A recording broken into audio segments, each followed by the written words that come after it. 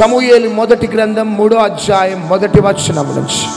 బాలుడైన సమూయేలు ఏలీ ఎదుట యెహోవాకు పరిచర్య చేయుచుండెను. ఆ దినములలో యెహోవా వాక్కు ప్రత్యక్షమగుట అరుదు, ప్రత్యక్షము తరచుగా తటస్థించుటలేదు. ఆ కాలమందు ఏలీ కన్నులు మందదృష్టి గలవైనందున అతడు చూడలేక తన స్థలమందు పండుకొని ఉండగాను దీపము ఆరిపోక మునుపు. చాలు, హల్లెలూయా. బైబిల్ గ్రంథంలో ఇక జాగ్రత్తగా బైబిల్స్ క్లోజ్ చేసేసేయండి బిడ్డ. ఇక చాలా ప్రేయర్ఫుల్గా మీరు ఈ రెవల్యూషన్ని మీరు పొందుకోవాలా. నేను కూడా పరిశుద్ధాత్మ దేవుని దగ్గర నుంచి ఈ రెవల్యూషన్ని నేను స్వీకరించాలనుకుంటున్నాను. అందరు ప్రేయర్ఫుల్గా ఉండాలి. దేవుడు ఈ భూమి మీద యాజకులను సిద్ధపరిచినాడు, అంటే పాస్టర్స్, సేవకులని. ఈ యాజకులను ఎందుకు సిద్ధపరిచినాడంటే ఈ యాజకులు దేవునికి ప్రజలకి మధ్యవర్తులు. దేవుడు చెప్పే మాటలని ప్రజలకు చెప్పటం, ప్రజల యొక్క విన్నపాలన్నీ కూడా దేవునికి చెప్పటం, మీడియేటర్స్ యాజకులు అంటారు. ప్రజలు వారి యొక్క వేదన యాజకునికి చెప్పగానే ఈ యాజకుడు అతి పరిశుద్ధ స్థలంలోకి వెళ్ళి దేవుణ్ణి పిలవగానే దేవుడు యాజకుని యొక్క మనవులను ఆలకిస్తూ ఉండేవాడు. ఇది రెగ్యులర్గా పాత నిబంధనలో జరుగుతూ ఉండేటిది. యాజకుడు పరిశుద్ధ స్థలంలో అడుగు పెట్టగానే మేఘస్తంభం, అగ్నిస్తంభం ఆ స్థలానికి దిగటం, దేవుడు ముఖాముఖిగా యాజకునితో మాట్లాడుతూ ఉండేవాడు. అయితే ఇప్పుడు చదువుకున్న యాజకుని పేరు ఏలీ యాజకుడు. ఈ ఏలీ యాజకుడు దేవుణ్ణి ఎక్కువగా ప్రేమించేవాడు. దేవుడు ముఖాముఖిగా ఏలీ యాజకునితో మాట్లాడుతూ ఉండేవాడు. చివరికి ఒకానొక దినము వచ్చింది, ప్రతిరోజు దేవుడు ఏలీ యాజకునితో మాట్లాడేవాడు. రాత్రి పగళ్ళు పిలవగానే దేవుడు పరిగెత్తుకుంటూ ఏలీ యాజకునితో మాట్లాడుతూ ఉండేవాడు. కానీ కొన్ని దినాలు గడిచిన తర్వాత దేవుని యొక్క ప్రత్యక్షత రావటం అరుదు అయిపోయింది. తరచుగా దేవుని యొక్క వాక్కు విడుదల కావటంలే. దేవుడు ఏలీ అనే యాజకునితో మాట్లాడటానికి ఇష్టపడటలే. మౌనమైపోయినాడు, అలిగినాడు దేవుడు. తరచుగా దేవుని యొక్క వాక్కు ప్రత్యక్షత విడుదల కావటంలే. ఏలీ యొక్క పరిస్థితి, యాజకుని యొక్క పరిస్థితి ఏ విధంగా ఉన్నదంటే, ఆయన మందదృష్టి గలవాడై ఒక స్థలములో పండుకొని ఉన్నాడు. ఇంకొక మాట అక్కడ ఏమనున్నదంటే, దీపము ఆరిపోక మునుపు అని ఉన్నది. దేవుని మందిరంలో దీపము 24 hours రౌండ్ ద క్లాక్ వెలుగుతూ ఉండాలి. ఆ దీపము ఆరిపోతుంటే యాజకుడు ఏం చేయాలి అంటే ఆ దీపములో నూనె పోస్తూ ఉండాలి.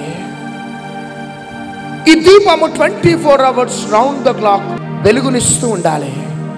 కానీ మనం చదువుకున్న వాక్యములు ఏమనున్నదంటే, దీపము ఆరిపోక మునుపు అని ఉన్నది.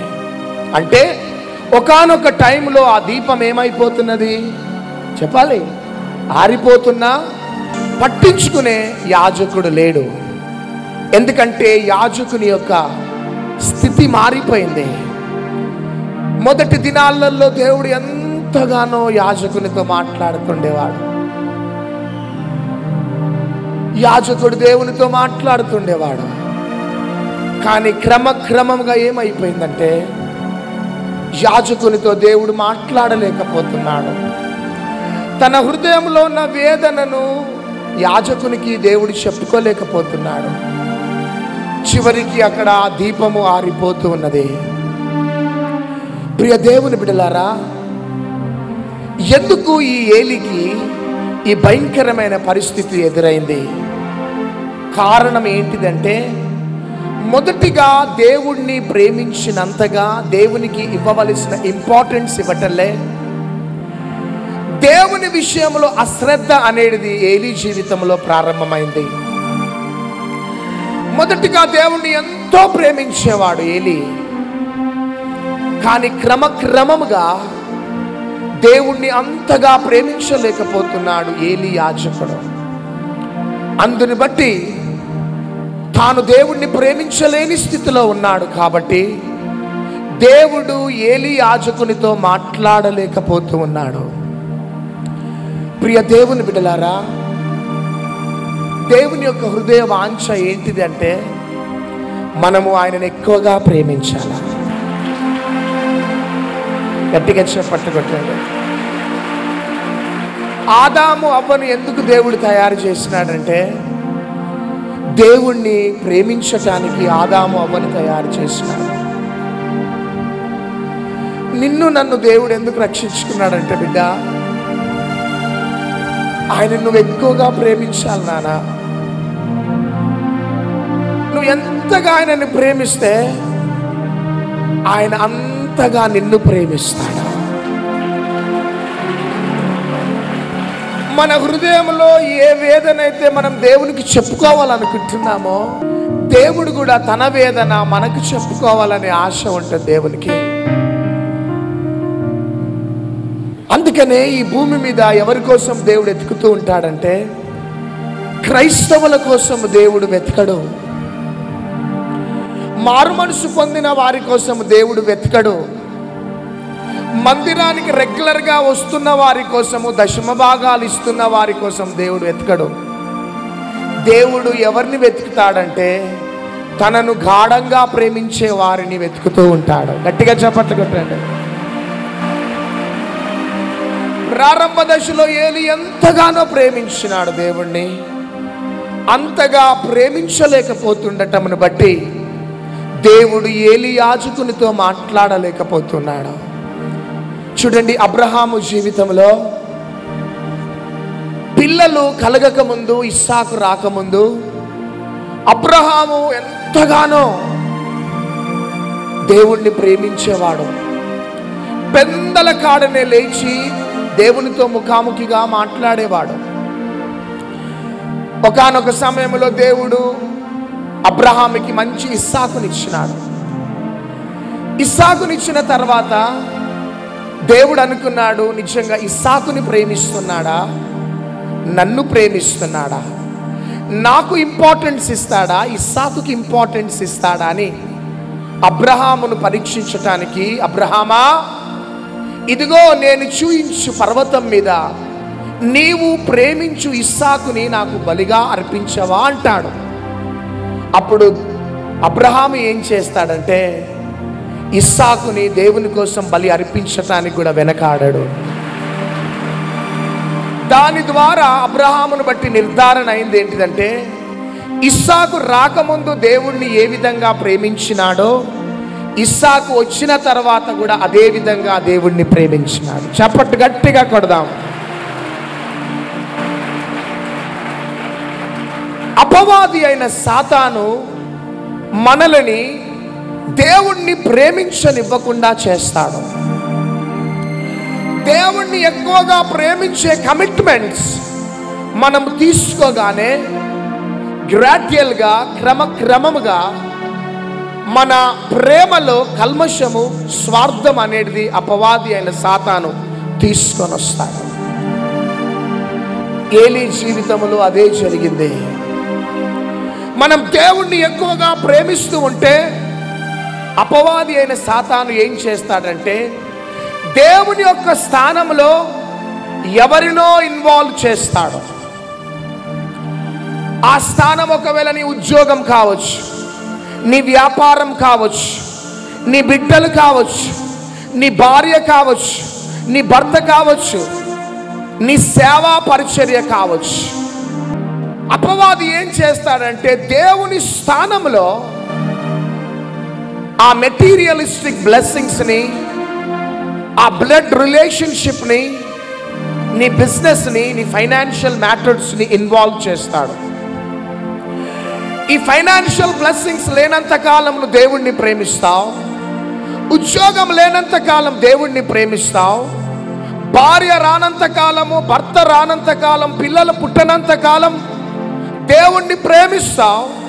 కానీ పిల్లలు పుట్టిన తర్వాత, వివాహమైన తర్వాత, ఉద్యోగం దొరికిన తర్వాత ఫైనాన్షియల్ బ్లెస్సింగ్స్ అనేది, ఆ ప్రాస్పారిటీ అనేది నీలో కలుగుతూ ఉన్నప్పుడు గ్రాడ్యువల్గా దేవుని మీద ఉన్న ప్రేమ నీలో నుంచి అపవాది అయిన సాతాను దూరం చేస్తూ ఉంటాడు. అపవాది యొక్క డేంజరస్ వెపన్ అది. ఏలీ జీవితంలో అదే జరిగింది. అందుకనే ఏలీతో ఎందుకు నువ్వు మాట్లాడలేకపోయినావు తండ్రి అంటే, దేవుడు అంటున్న జవాబు చదవండి. సమూయేలు మొదటి గ్రంథం 2వ అధ్యాయం 29వ వచనం. నా నివాస స్థలమునకు నేను నిర్ణయించిన బలి నైవేద్యములను మీరేలా తృణీకరించుచున్నారు? మిమ్మను క్రొవ్వు పెట్టుకొనుటకై నా జనులకు ఇశ్రాయేలీయులు చేయు నైవేద్యములలో శ్రేష్ఠ భాగములను పట్టుకొనుచు నాకంటే నీ కుమారులను నీవు గొప్ప చేయుచున్నావు. చాలు. నాకంటే నీ కుమారులను నీవు గొప్ప చేసుకొనిచున్నావు. That is the blame.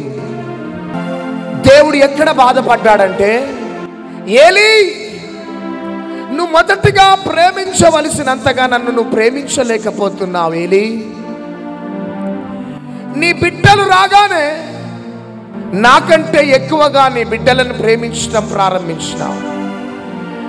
నాకంటే ఎక్కువగా నీ బిడ్డలను గొప్ప చేసుకుంటున్నావు అంటూ ఏమంటున్నాడంటే, నన్ను గణపరచువారిని నేను గణపరిచెదను, నన్ను తృణీకరించేవారు తృణీకారము నొందుదురు అని దేవుని వాక్యం సెలవిస్తుంది.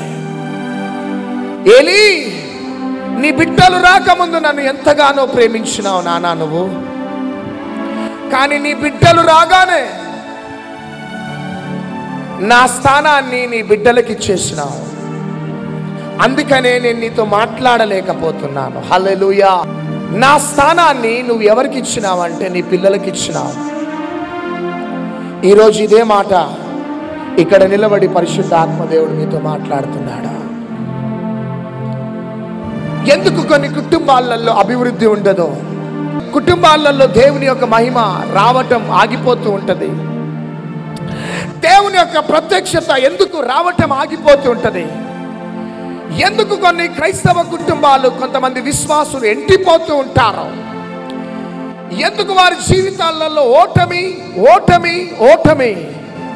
కారణం ఏంటిది అంటే, నీవు దేవునికి ఇచ్చే స్థానాన్ని నీవు ఎవరికి ఇచ్చినా దేవుడు తట్టుకోలేడు. దేవుని స్థానము దేవునిదే.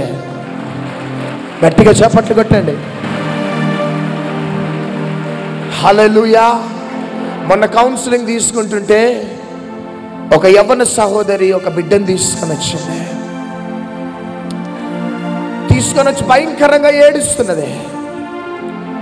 ఎందుకు ఏడుస్తున్నావమ్మా అంటే, నా భర్త వివాహము చేసుకొని 6 సంవత్సరం అయిన తర్వాత పాప పుట్టగానే నన్ను విడిచిపెట్టి వెళ్ళిపోయినాడు.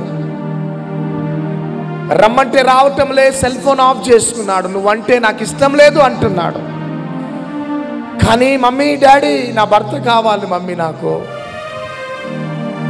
నా కుటుంబం కట్టబడాలి, నా బిడ్డ తండ్రి లేని బిడ్డ కావద్దు మమ్మీ డాడీ ప్లీజ్ నా గురించి ప్రార్థన చెయ్యండి అని ఏడుస్తున్నదే.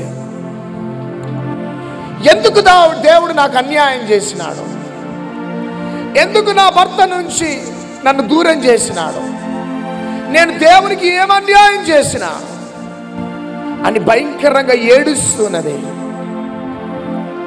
అప్పుడు పరిశుద్ధాత్మ దేవుడు మాతో మాట్లాడుతున్నాడు. ఏమనంటే, మొదటిగా నన్ను ప్రేమించినంతగా ఈరోజు నన్ను ప్రేమిస్తున్నదా లేదా ఆ యవనస్తురాల్ని అడగమన్నాడు దేవుడు. హల్లెలూయా, హల్లెలూయా. మొదటిగా పెందల కాడనే లేచి ఏడుచుకుంటూ నా పాదాలను పట్టుకొని ఏడుస్తూ ప్రార్థించేది. బ్లాంకెట్ తీయగానే జీసస్ ఐ లవ్ యూ అనేది. Jesus nobody can ever take your place, Jesus this is your place అనేది. హల్లెలూయా. ఈ స్థలము ఎవరిది కాదు యేసయ్యా, ఈ స్థలం కేవలం నీదే అనేదట. చప్పట్లు కొట్టండి.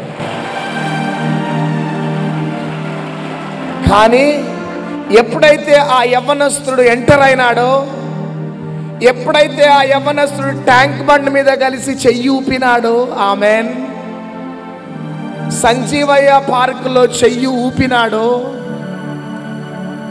మెల్లగా ప్రేమామైకంలో పడిపోయి యేసయ్య స్థానాన్ని ఎవరికి ఇచ్చింది? Fill in the blanks. ఆ యవనస్తునికి ఇచ్చేసింది. ఇక ప్రొద్దున్న యేసయ్య ఐ లవ్ యూ అనే ఆ యవనస్తురాలు ఆ స్థలాన్ని ఎవరు ఆక్యుపై చేసినారంటే తన ప్రియుడు ఆక్యుపై చేసేసినాడు. హల్లెలూయా.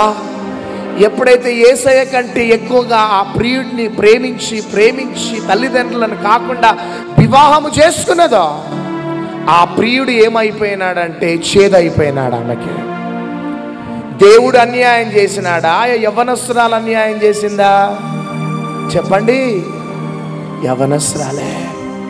అప్పుడు నేనన్నా, అమ్మా నీవు యేసయ్యని మొదటిగా ప్రేమించినంతగా ప్రేమిస్తున్నావా? మొదటిగా యేసయ్యకి ఇచ్చిన ఇంపార్టెన్స్ ఇస్తున్నావా? లేకపోతే నీ భర్తకి ఇంపార్టెన్స్ ఇస్తున్నావా? ఒకసారి నువ్వు రికలెక్ట్ చేసుకో బిడ్డా అనగానే ఏడ్చిందండి. అబ్బా భయంకరంగా ఏడ్చింది. తలబట్టుకొని కొట్టుకుంటూ ఏడ్చిందండి. అబ్బా అంటే ఆమె చేసిన పొరపాటు ఆమెకు అర్థమైపోయింది. యేసయ్యను ఎంత ప్రేమించిందో ఆమెకు అర్థమైపోయింది. అంతగా ప్రేమించిన యేసయ్య స్థానాన్ని ఎవరికి ఇచ్చిందో అర్థమైపోయింది ఆమెకి. కట్టుకొని 3 రోజులు ఉపవాసం ఉండమన్నా ఉన్నది. అప్పుడు ఏమని ప్రార్థన చేసింది తెలుసా? ప్రభువా నా భర్త కంటే ఎక్కువగా ఈ రోజు నుంచి నేను నిన్ను ప్రేమిస్తున్నా. మొదటిగా నేను ఎట్లా నిన్ను ప్రేమించినానో అంతకంటే ఎక్కువగా నేను నిన్ను ఇక ప్రేమిస్తాను. చప్పట్లు కొట్టండి. నా భర్త నాకు కావాలి, నా కుటుంబం కట్టబడాలని ప్రార్థన చేయలే 3 రోజులు. ఏమని ప్రార్థన చేసిందంటే నాకు నువ్వే కావాలి ప్రభువా, నీ ప్రేమ కావాలి ప్రభువా అని ప్రార్థన చేసింది. 3 రోజుల తర్వాత భర్త ఫోన్ చేసినాడు. గట్టిగా చప్పట్లు కొట్టండి. హల్లెలూయా. నేను నీ దగ్గరికి వచ్చేస్తున్నా, నువ్వు నాకు కావాలి అని ఫోన్ చేసేసినాడు. వాహ్ హల్లెలూయా. ఏలీ యాజకుడు ఏం చేసినాడంటే దేవుని యొక్క స్థానాన్ని బిడ్డలకి ఇచ్చేస్తున్నాడు. ఒక భార్యగా నువ్వు ఏడుస్తుంటే ఎప్పుడైనా నీ భర్త నిన్ను ఏడుస్తూ ఉన్నప్పుడు నిన్ను ఓదారుస్తూ నీ కన్నీరుని ఎప్పుడైనా తుడిచినాడా? నువ్వు ఎప్పుడైనా డిప్రెషన్లోకి వెళ్ళి ఏడుస్తున్నప్పుడు నీ భార్య ఎప్పుడైనా వచ్చి ఏమండి అని నీ కన్నీరు తుడిచిందా? తల్లిదండ్రులుగా మీరిద్దరూ ఏడుస్తూ ఉన్నప్పుడు నీ కన్న బిడ్డలు ఎప్పుడైనా వచ్చి మమ్మీ డాడీ అని కన్నీరు తుడిచినారా? తొడలే. కానీ ప్రతి నిత్యము నిన్ను తన కౌగిట్లో భద్రపరుచుకొని నిన్ను ఆదుకుంటూ నీ ఓదారుస్తూ నీ కన్నీరును తుడిచేది ఎవరో తెలుసా?